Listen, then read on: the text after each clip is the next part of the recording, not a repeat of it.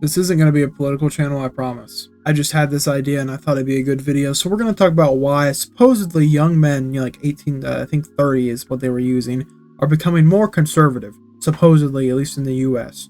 I'm going to give some thoughts as somebody who definitely leans that way, but, isn't talking like all these political pundits do, where the other side's evil and yada yada, whatever. I think it's a good time to do this considering the election's coming up.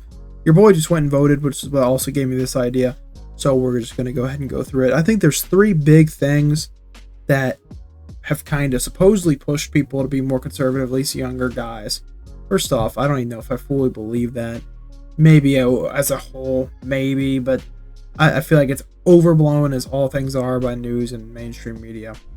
But for those who are, I think it's pretty obvious. Number one, messaging from the Democratic Party and from like left-leaning parties, but primarily we're focusing on the Democratic Party.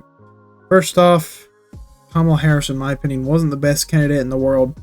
That's my opinion. But going on to messaging, you just gotta look at what is being posted right now. So we had a video, I can't even show them, to be honest. I can't. At least without heavily censoring them or anything like that. So first we had a video about the P to the O to the porn. Literally about how they basically made a bit. The guy was doing his business. A supposed Republican congressman came in and said they're banning porn nationwide. I don't know where this came from. As somebody who follows Republican politics, at least close enough. That's never been a policy. At least nationwide, which is what that video is supposed to give off. I don't know how it's supposed to appeal to men. Unless all the men are just gooners. I just learned what that word meant not too long ago now. It meant something completely different 5 years ago. The internet is full of degenerates. Anyways, so messaging's bad. You got that. And then you had one they just posted, I think today or the day before, of a man and a woman doing their business. The condom breaks. I can't believe this is an ad from a presidential campaign. So they talk about Plan B, and the same Republican congressman shows up and says, nope, that's illegal now. That's even more wild than, porn ban. Because that's literally never been a policy of any national Republican. So it's just fear-mongering, divisive tactics, and I don't get it. Why lie? And I've said that about 5 million times this presidential campaign for everything I've seen pretty much. Why lie at this point? But anyway, I'll cut my tangent short there. I went on for probably 5 minutes. Messaging is just bad. If that's your messaging to men, plus that ad not too long ago about men who are all clearly actors from Hollywood, and then it was proven they're actors from Hollywood trying to act like men, and it just coming off as fake and parody. If that's your messaging to men to try to get young men to vote Democrat, I'm sorry, that might be the problem, is your messaging. Because you're not giving them any reason to vote for you. Other than, hey, Republicans are gonna do this and this, as if it's ever been a policy position. Or, hey, real men vote for the women, I guess. I don't know. The messaging is just off. Number two is policy. If you look at the basic policy, hands down, Republicans do appeal more to what men issues are. I wish I could find the poll because it was about a month or two ago, or maybe it was just stats. I can't quite remember. But the number one issue, or like top 10 issues for men and women, were drastically different. For women, it's a lot more social issues, LGBT, reproductive rights or abortions.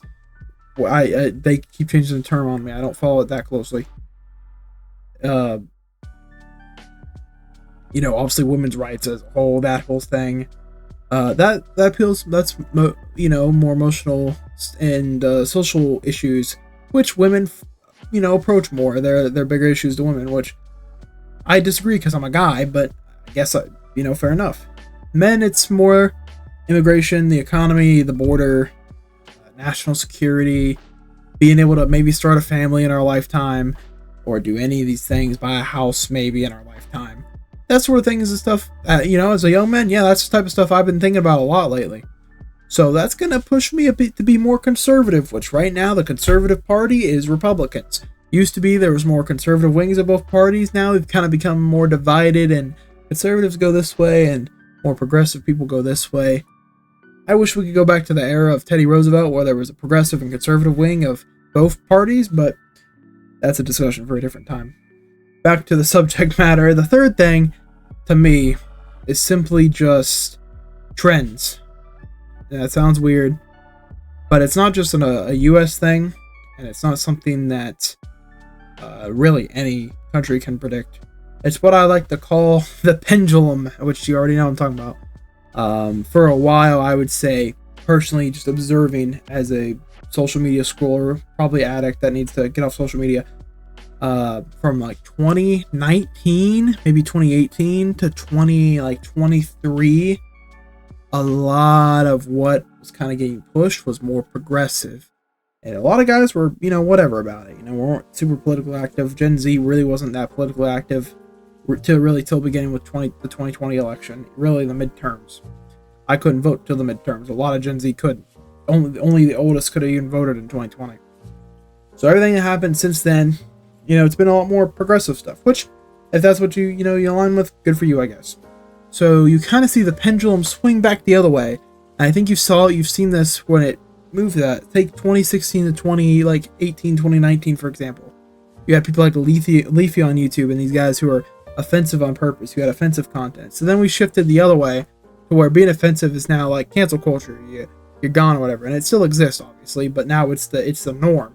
You had the apocalypse and everything. This is getting away from politics, more YouTube based, but it's social, Culture is downstream from politics or whatever. Or maybe it's the other way around, whatever the saying is. So then now you're seeing that shift back where more, I would say just offensive content's promoted, but a lot more different types of content are promoted again. It's not just, hey, don't speak your mind or else you're going to risk your career or get canceled or whatever. Now you see people being a lot more outspoken again about their beliefs that might not be so popular with mainstream and such. I think you see that pendulum swinging every 5 to 10 years, ever since the dawn of the internet, even before then, but especially with the internet, it's way more noticeable, that pendulum swing.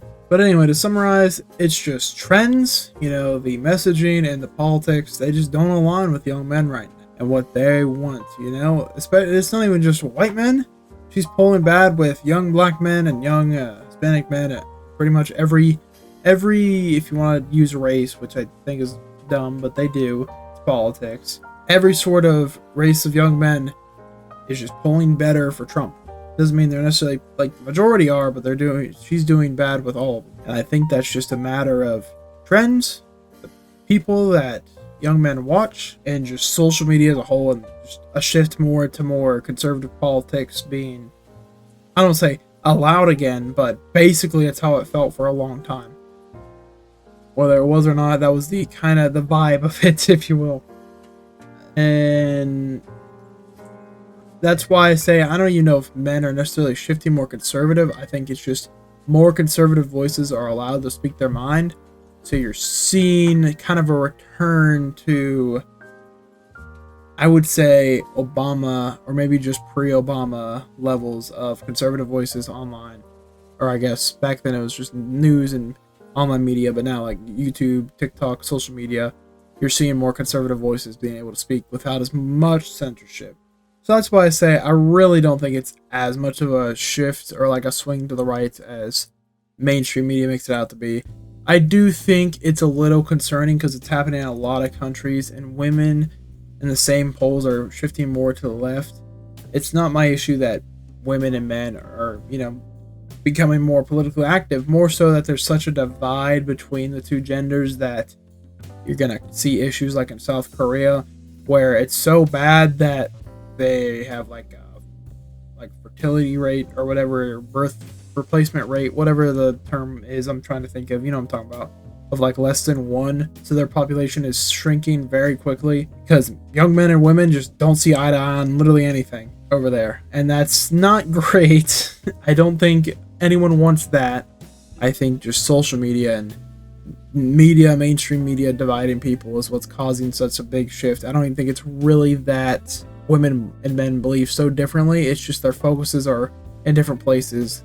Women focus more on the emotional, social issues, while men just are thinking more about the economic side of things. Which, that happens. I don't have the exact answer. I'm just a YouTube guy who makes gaming videos and sometimes rants on here. But let me know what you think in the comments, and subscribe, and I'll catch you in the next one.